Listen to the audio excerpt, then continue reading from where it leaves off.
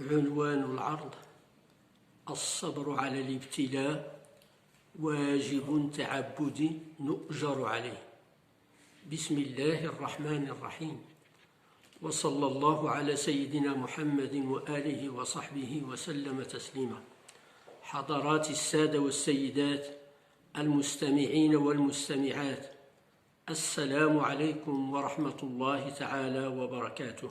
وبعد، بمناسبة ما نعيشه هذا العام من ويلات الوباء المنتشر ضرره في العالم أجمع، علينا جميعا نحن المسلمين والمسلمات أن نعلم علم اليقين بأن الصبر على ما يصيبنا من البلايا والابتلاءات واجب تعبدي نؤجر عليه.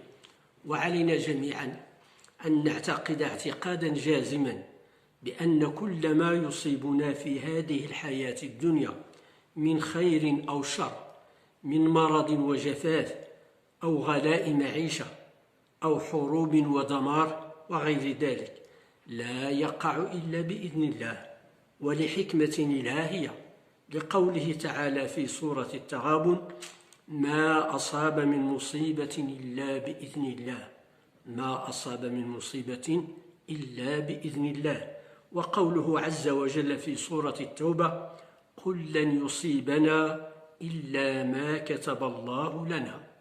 والسبب في وقوع ذلك قد يكون من البشر نفسه، إما جهلا أو نسيانا أو عمدا بظلمه وعدوانه وعصيانه.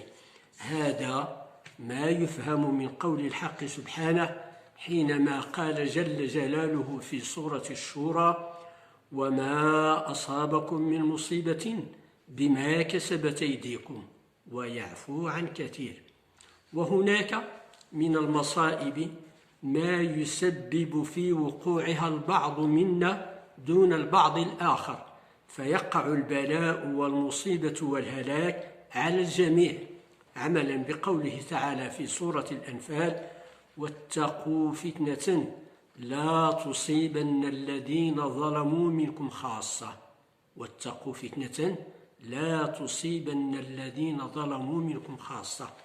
مما يفهم من هذه الآية الكريمة أن الله تعالى قد يعذب العامة ويهلكهم بذنوب الخاصة، وذلك حينما يتركون الأمر بالمعروف والنهي عن المنكر فيعمهم الله بالعقاب والوباء دون أن يخص به أهل الظلم والمعاصي وحدهم. ويؤيد هذا المعنى ما جاء في الحديث النبوي الشريف المروي عن زينب بنت جحش حينما سألت النبي صلى الله عليه وسلم: أنهلك وفينا الصالحون؟ فقال صلى الله عليه وسلم: نعم، إذا كثر الخبث. وفي حديث آخر فيما أخرجه أبو داود في سننه أن النبي صلى الله عليه وسلم قال: ما من قوم يعمل فيهم بالمعاصي ثم يقدرون على أن يغيروا فلا يغيروا إلا يوشك أن يعمهم الله بعقابه. وبالعكس من ذلك، إذا كثر أهل الصلاح في بلد ما فقد لا يهلكون بذنوبهم ولو كانوا مشركين، كما يستفاد هذا من قوله تعالى في سورة هود حينما قال عز وجل: وما كان ربك ليهلك القرى بظلم وأهلها مصلحون. وقوله تعالى في سورة القصص: وما كنا مهلك القرى إلا وأهلها ظالمون. وما كنا مهلك القرى إلا وأهلها ظالمون. وبناء على هذا فما أصاب العالم اليوم من ويلات البلاء الوباء الجائح فإنما هو بعصيان الكثير من البشر للتذكر والاعتبار والاتعاظ والرجوع إلى الصراط المستقيم لمن أراد أن يذكر أو أراد شكورا. ومن حكمة الله في ذلك أن يرى العالم أجمع رأي العين عظمة الله وقدرته، حتى لا يبقى الشك والارتياب لأي واحد من البشر في وحدانيته تعالى وربوبيته، مصداقا لقول الحق سبحانه في سورة فصلت: سنريهم آياتنا في الآفاق وفي أنفسهم حتى يتبين لهم أنه الحق. سنريهم آياتنا في الآفاق وفي أنفسهم حتى يتبين لهم أنه الحق. وإلى جانب هذا وذاك، فليس المطلوب من كل مؤمن ومؤمنة تجاه ما يقع لنا من الابتلاءات إلا أن نصبر على كل ذلك ونفوض أمرنا لله جل جلاله، لأن كل ما يقع لنا في أنفسنا وأهلنا وأولادنا وأحوالنا كلها فبقضاء الله وقدره ولحكمة إلهية بليغة، ولا يكون ذلك للمؤمن إلا خيرا كله لمنفعته ومصلحته، مصداقا لقول الرسول عليه السلام فيما أخرجه الإمام مسلم أن النبي صلى الله عليه وسلم قال: عجبا لأمر المؤمن إن أمره كله خير وليس ذلك لأحد إلا للمؤمن، إذا أصابته سراء شكر فكان خيرا له، وإن أصابته ضراء صبر فكان خيرا له. وفي حديث آخر فيما أخرجه الشيخان عن أبي هريرة أن النبي صلى الله عليه وسلم قال: والذي نفسي بيده ما يصيب المؤمن من نصب ولا وصب ولا هم ولا حزن إلا كفر الله بها من خطاياه حتى الشوك يشاكها.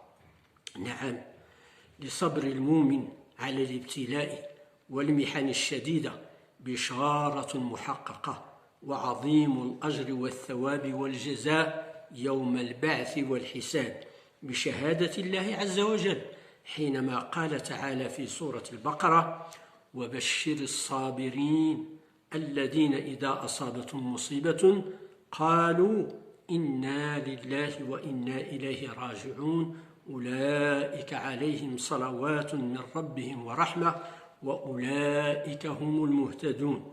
وذلك هو ما يتضح بوضوح أكثر في الحديث الذي أخرجه الطبراني عن عبد الله بن عباس عن النبي صلى الله عليه وسلم قال: ينصب الله الموازين يوم القيامة فيؤتى بأهل الصلاة فيوفون أجورهم بالموازين، ويؤتى بأهل الصيام فيوفون أجورهم بالموازين، ويؤتى بأهل الصدقات فيوفون أجورهم بالموازين. ثم يقول عليه السلام: ويؤتى بأهل البلاء فلا ينصب لهم ميزان ولا ينشر لهم ديوان، ويصب عليهم الأجر صبا بغير حساب، حتى يتمنى أهل العافية في الدنيا أن أجسادهم تقرض بمقاريض من نار لما به أهل البلاء من الفضل. وهذا ما يتأكد أكثر في قوله تعالى من سورة الزمر: إنما يوفى الصابرون أجرهم بغير حساب. إنما يوفى الصابرون أجرهم بغير حساب.